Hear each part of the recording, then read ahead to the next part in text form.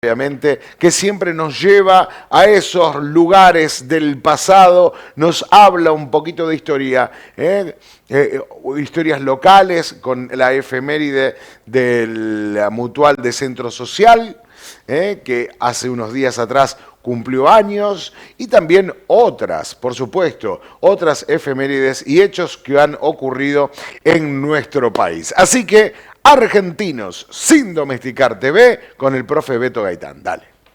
Muy buenos días y estamos entonces en una columna más de Argentinos sin Domesticar TV. Y como siempre vamos a destacar algún hecho que ya constituye la historia de nuestra querida ciudad de Brinkmann.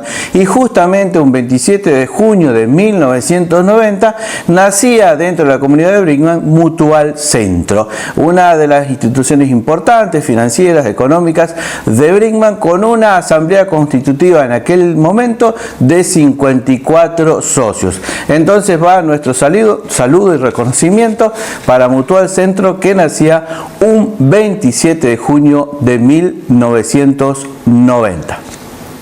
Bien, y justamente un 27 de junio, pero de 1806, comenzamos uno de los acontecimientos dentro de la historia argentina que se va a convertir a su vez en causa de otro gran acontecimiento que fue justamente el 25 de mayo de 1810, el momento en que se hace la Revolución de Mayo y comenzamos el camino hacia nuestra independencia. ¿Cuál es ese acontecimiento? La primera invasión inglesa. Los ingleses habían decidido invadir Buenos Aires, capital entonces del Virreinato del Río de la Plata, porque buscaban triangular mercados internacionales a raíz de que ellos se encontraban desarrollando la primera fase de la revolución industrial.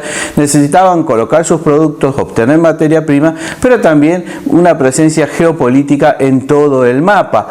Hay que decir también que Inglaterra se encontraba en guerra con el mismísimo Napoleón Bonaparte, que había ordenado el bloqueo continental de todos los puertos de Europa, por lo cual los ingleses producían, pero no vendían. Entonces tenían que buscar nuevos mercados. Lo llamativo fue que Buenos Aires no se resistió demasiado a la invasión. 1.600 soldados lograron dominar en poquitos minutos una ciudad de más de 60.000 habitantes.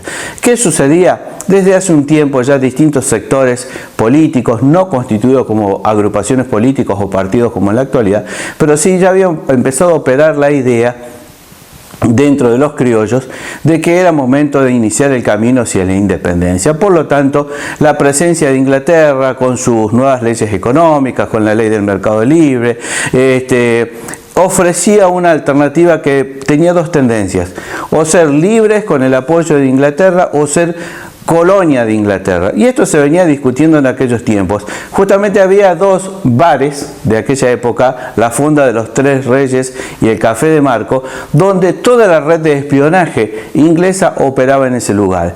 Y tenían distintos operadores, como por ejemplo Marco O'Gorman, como por ejemplo Guillermo White, y el sector criollo se reunía en ese lugar, y hombres que después fueron protagonistas dentro de la Revolución de Mayo, justamente como Juan José Castelli, como Saturnino Rodríguez Peña, van a operar y comienzan a dialogar la posibilidad de una salida a la situación. O sea, no se resistieron en definitiva a la presencia de los ingleses. E inclusive el mismísimo Liniers, Santiago de Liniers, era también uno de los espías que operaba a favor de los ingleses, o al menos estaban viendo qué se podía hacer, si se buscaba la vía de la independencia, como dijimos, con el apoyo inglés, o la vía del coloniaje.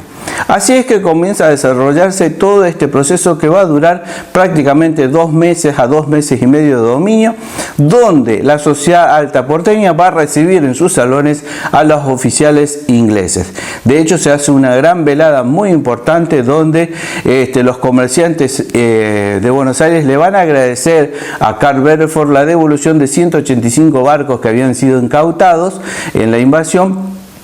Y los ingleses también se mostraron muy agradecidos. ¿Por qué? Porque habían logrado obtener los recursos del virreinato, el oro que tenía el virreinato, y que también pertenecía a una empresa colonial española que también había aportado todos sus caudales. Recordemos que Sobremonte había escapado de Buenos Aires llevándose el caudal, el oro de Buenos Aires. Y si finalmente es capturado, es entregado, e entonces podemos decir que de alguna manera Buenos Aires pagó el costo de la invasión participación de los ingleses, cosas raras. La cuestión, en síntesis, todo esto va a ir avanzando las negociaciones en términos de discusiones secretas y finalmente se dan cuenta de Santiago de Liniers, sobre todas las cosas, que los ingleses estaban más orientados a la idea de convertir en colonia a Buenos Aires. Por eso Santiago de Liniers, que hasta ese momento venía operando con los ingleses, decide pasarse al bando que va a convertirse en la resistencia, dirigida por el vasco Martín de Álzaga. Así es como Santiago de Liniers abandona secretamente Buenos Aires, reúne tropas en Montevideo, luego regresa a Buenos Aires con unos 500 hombres y va a asaltar el fuerte de Buenos Aires, logrando la rendición definitiva o incondicional de los ingleses. Hay una anécdota. Primero los ingleses, al verse ya perdiendo la batalla, enarbolan una bandera blanca pidiendo negociación. No acepta el grupo de la resistencia, no acepta esa bandera blanca, y luego enarbolan la bandera de España, que era símbolo de, es decir, un código por el cual los ingleses decían: nos rendimos incondicionalmente. Así es como se produce la reconquista de la ciudad de Buenos Aires, y Santiago de Liniers se convierte en el héroe de la reconquista de Buenos Aires, y no Martín de Álzaga, que desde siempre había organizado la defensa de Buenos Aires. Tengamos en cuenta que Liniers al principio operó con los ingleses.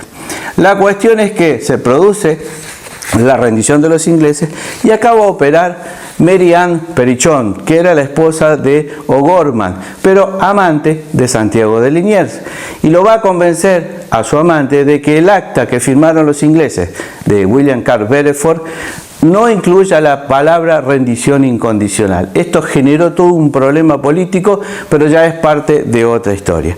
Sí hay que decir que la sociedad porteña recibió de muy buena manera a las tropas inglesas, y por un comentario o diríamos chisme de la época, dice que esto fue en 1806, para 1819-1820 había muchos coloraditos pululando por Buenos Aires en un grupo social que no era justamente de tendencia inglesa.